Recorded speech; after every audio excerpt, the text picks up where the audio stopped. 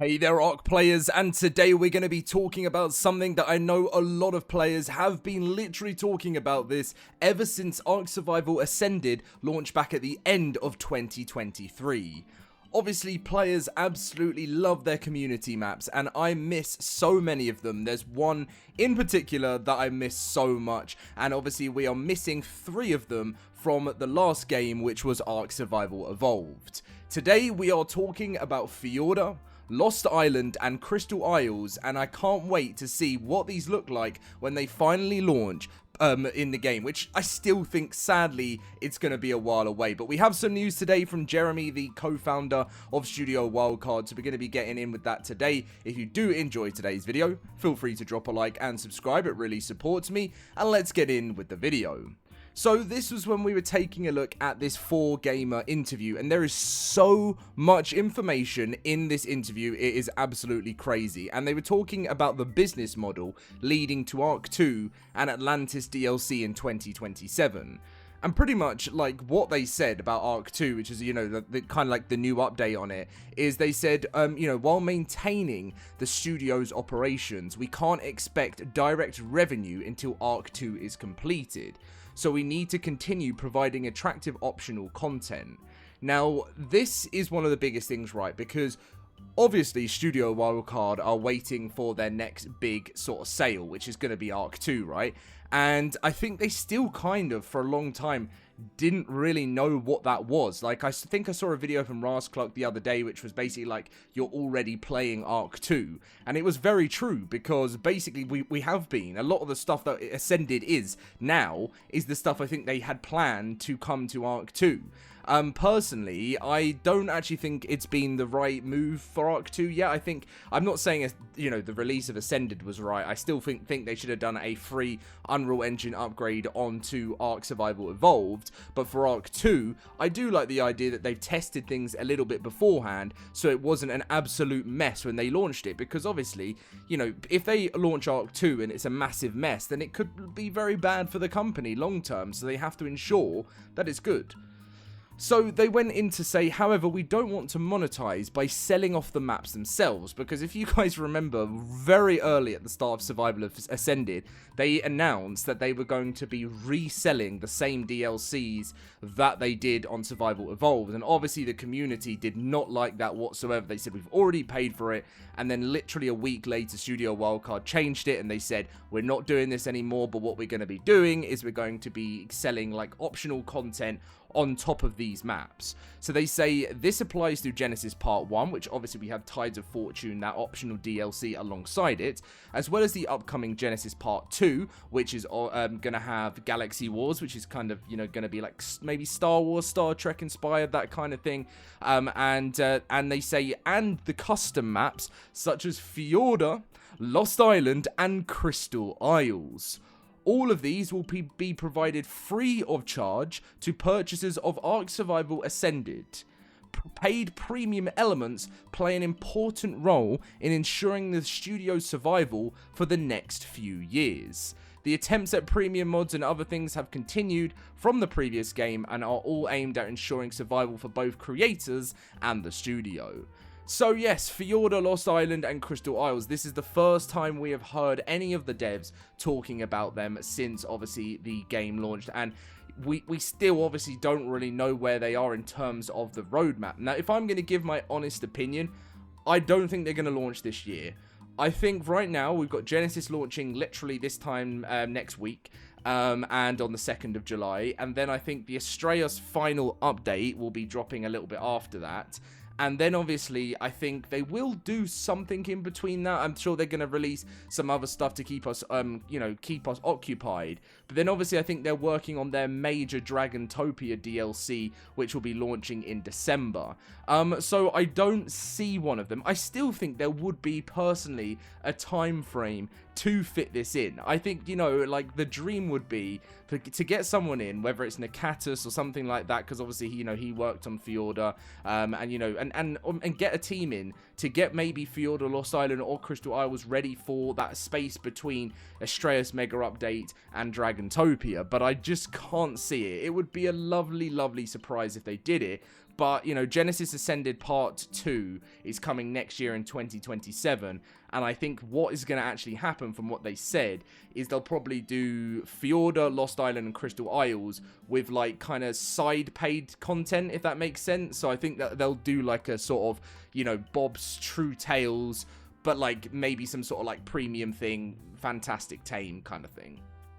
So here's some information, whether you might just want a little reminder, or whether you never got to play these maps back on Survival Evolved. Fjordur is a free official and non-canon DLC expansion for ARK Survival Evolved. It introduced 3 new creatures, the Andrewsarchus, the Desmodus, which has obviously come earlier with Lost Colony, the Fjordhawk, and the Fenrir. So the Desmodus is the bat, which we got with Lost Colony. Andrewsarchus is a omnivorous mammal that we can actually look at them. I can actually give you guys a look. We'll skip the Desmodus because I know many of you guys know what that is right now. So this was the Fjordhawk, and this was really awesome because this was a creature that it was a bird that returned the your items to you. So when you die, your Fjordhawk would bring you some of your items back. Now, I don't think it was all of the items from what I remember, but it would actually at least give you, let's say you couldn't get your inventory, you know, like in a place that was really dangerous, and you had a Fjordhawk, it would actually fly back to you when you spawn back in with some of the equipment. It was really awesome. And obviously the Fenrir, you guys know it was a huge beast, and it was very awesome. We also had Thor's hammer. That was something I wanted to talk about. So that was Fjordhawk, Andrewsarchus. It had the saddle with the turret on. It was like super cool. And from what I remember, this thing was great in water. I feel like it would run through. Which was, oh yeah, for his ability to rapidly run underwater and minigun equipped saddle that can attack foes from a distance. So Fjordur was just a magical map. It really was. You had Midgard, Asgard, Jotunheim, and Vanaheim. I just loved it so much. I had an amazing time playing. You know, I just can't wait for this map to launch again. And, you know, it's got, just as a little reminder for anyone that did play, you know, the beauty of the Fjordur map, and then being able to see what it looks like in, you know, look at its map here. Being able to see what it looks like in Unreal Engine 5.5 is going to be so awesome. It had these 4 different bosses as well, so we're going to be playing with those again when it launches. But yeah, Fjordur was just brilliant. And then we had Crystal Isles. So Fjordur launched in 2022. So it has been 4 years, literally just 4 years now since Fjordur launched. I find it pretty crazy, you know, like you have to go back to the old version to be able to play it, and it only launched 4 years ago. Whereas Crystal Isles launched 6 years ago. 6 years ago. Like, does that make you feel old? Like, 6 years since Crystal Isles launched. Now, it was formerly known as ISO Crystal Isles. It's a free official non-canon DLC. I played the original version created by the team, which I think they might work for Wildcard now. I don't know that for sure. But every new creature in Crystal Isles holds a surprise. You had the Tropio and the glowing crystal. The crystal wyverns were so useful because they were kind of like an earlier tame, the crystal wyverns. Like, I think we really missed them in the game. The Tropio was awesome. It had its like saddle. It had its like jet saddle. It should have some images here actually. Oh, they haven't got. Oh no, they do. It was an awesome. Look at that. It had. Look at its turret. I love this creature. I really miss it. But of course, I think more than anything, the crystal wyverns because they were like early. They were like an early tame. They were just so different from the other wyverns. You know, compared to wyverns, they're smaller in size, faster, and more agile. They generally have a more sort of docile, so they weren't really that dangerous at all. That's why I miss them, because it was like kind of for new players that struggled to get wyverns, you know, if you struggled to get eggs or whatever, these were just your kind of alternate. You could go over to Crystal Isles, and I just can't wait to add it to the cluster and have it back in the world of ARK.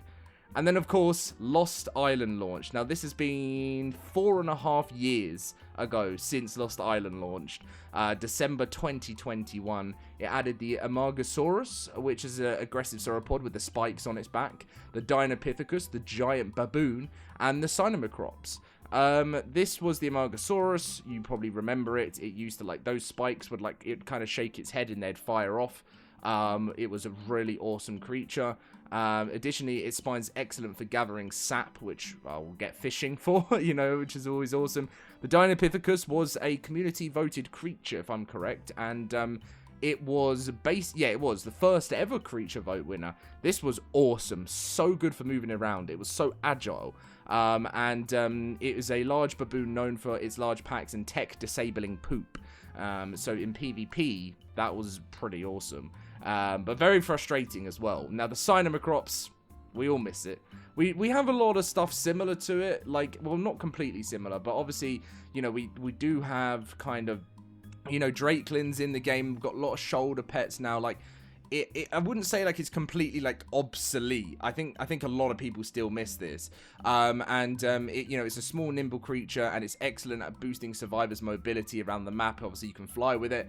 Yeah, I just you know, this is what we miss. You know, once all of the content is added into the game from the past, I think a lot of people will be happy, because then we can move forward together, you know, as a community. Like, we have everything we once had on the past game, and then we can move forward with the DLCs that Wildcard want to do and look forward to it, because it's going to be new, it's going to be fresh. And I think at the beginning of Ascended, we were missing so much, and you know, slowly now, obviously Genesis Part 1 is about to be introduced to the game. You know, we're all getting really excited to sort of just have back what we used to have in a Unreal Engine 5.7 it will be version. So yes, anyway guys, I hope you enjoyed today's video. I look forward to these maps coming out. We've got a little bit more to break down in terms of the interview. I'd like to sort of dive in. I was planning a special ARK 2 video, sort of diving into what's been going on in the background and everything. But yeah, really excited for next week. Thank you for watching. Leave a like, subscribe, and I'll catch you in the next one.